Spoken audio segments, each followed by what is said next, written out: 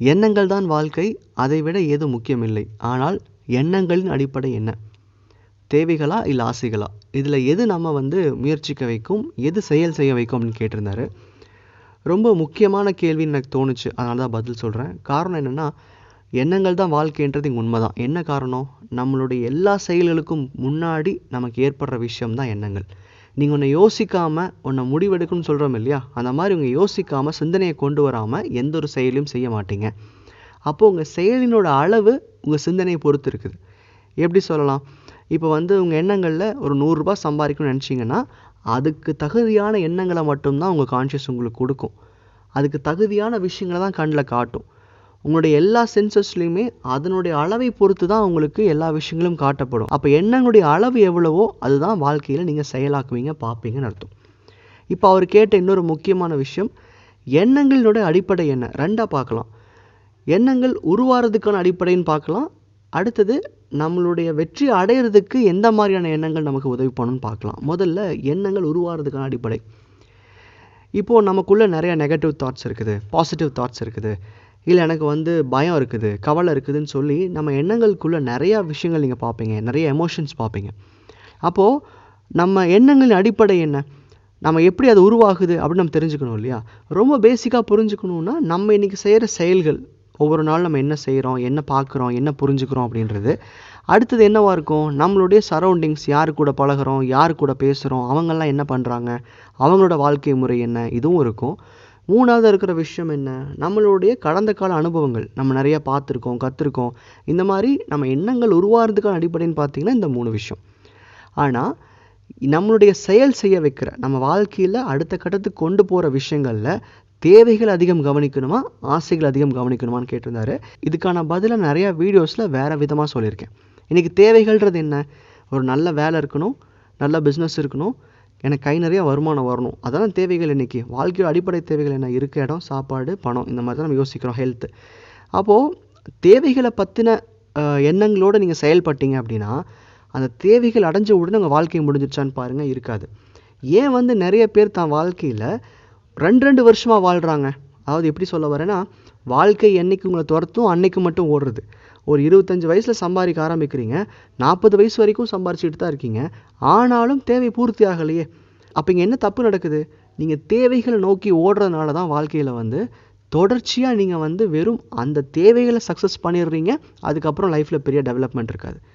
அப்போ தேவைகளுக்காக ஓடலாமான்னு கேட்டால் கண்டிப்பாக இல்லை. அப்போ நீங்கள் அடுத்து என்ன ஆப்ஷன் கொடுத்துருக்கீங்க? ஆசைன்னு சொல்லியிருக்கீங்க.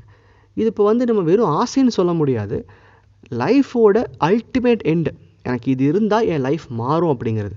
அப்போ நம்ம என்ன நினச்சிப்போம்? இன்றைக்கி நம்மக்கிட்ட ஒரு வாடகை வீடு இருக்குதுன்னா 2 ரூம் இருந்தால் கூட ஆசைன்னு நினச்சிப்போம். ஸோ அது ஆசைன்னு பேர் வைக்க வேண்டிய அவசியம் இல்லை. உங்கள் லைஃபோட அல்டிமேட் எண்ட் ரிசல்ட், எனக்கு இதெல்லாம் இருந்தால் தான் லைஃப் மாறும், இப்படி தான் நான் என் லைஃப்பை பார்க்குறேன்னு உங்கள் தகுதியை மேலே கொண்டு வரும்போது அது ஆசை, பேராசை நீங்கள் நேம் பண்ணிக்க வேண்டிய அவசியம் இல்லை.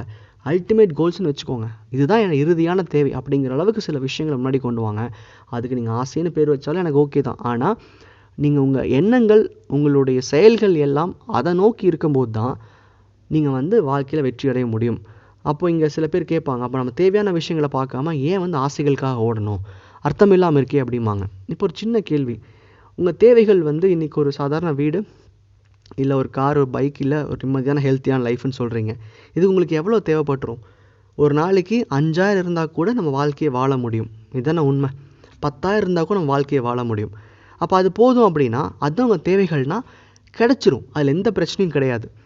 ஆனால் நீங்கள் ஒரு வேளை உங்களுக்கு ஒரு இந்த மாதிரி பெட்டரான லைஃப் வாழணும், இந்த அளவுக்கு என்னோடய ஹெல்த் இருக்கணும், இந்த அளவுக்கு என் வெல்த் இருக்கணும், இந்த மாதிரி என்னுடைய வாழ்க்கை முறை இருக்கணும், லைஃப் ஸ்டைலை மாற்றிக்க முயற்சி பண்ணுறீங்களே, அப்போ இங்கே என்ன உண்மையில் நடக்கும்?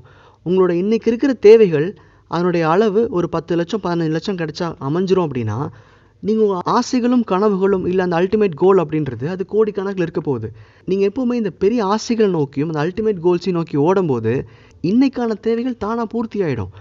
இன்றைக்கி நிறைய பேர் பேசும்போது எனக்கு கடன் இருக்குது, ஆனால் நீங்கள் பெரிய விஷயங்களை ஃபோக்கஸ் பண்ண சொல்கிறீங்க, கடனை எப்படி சால்வ் பண்ணுறது, அதான முதல் தேவைமாங்க. உங்களுக்கு ஒரு 10 லட்சம் கடன் இருக்குது, ஆனால் உங்கள் ஆசைகளில் உங்கள் வீடு ஒரு 80 லட்சம் 90 லட்சம் 1 கோடியில் கட்டணும்னு நினைக்கிறீங்க. அப்போ அந்த ஒரு ஆசையை நிறைவேற போகும்போது இந்த 10 லட்சம் ஒரு விஷயமாகுமா? இருக்காதே. அப்போது என்றைக்கும் புரிஞ்சுக்கோங்க, உங்கள் ஆசைகள் உங்கள் தேவைகளை விட அளவில் கண்டிப்பாக அதிகமாக தான் இருக்கும். வேணால் உங்களுடைய தேவைகள் ஆசைகள்னு பிரித்து செக் பண்ணி பாருங்கள்.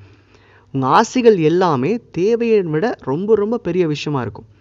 அப்போது என்றைக்குமே உங்கள் ஆசைகள், அதாவது அல்டிமேட் கோல்ஸை நோக்கி ஓட ஆரம்பிச்சிங்கனாவே இன்றைக்கி லைஃப்பில் தேவையான கரெக்ஷன்ஸ் என்ன கரெக்ஷன்ஸாக இருக்கும்? சில பேரோட தேவைகள் வந்து நல்லா இங்கிலீஷ் பேசணும் அப்படிம்பாங்க, இல்லை எனக்கு இந்த ஒரு வேலை கிடைக்கணும்பாங்க, இல்லை இந்த கவர்மெண்ட் ஜாப் போகணும்பாங்க. இதெல்லாம் தேவைகள் தான். ஆனால் உங்கள் ஆசைகள் நோக்கின ஓட்டத்தில் இந்த தேவைகள்லாம் ரொம்ப சுலபமாக பூர்த்தி ஆயிருன்றது தான் உண்மை.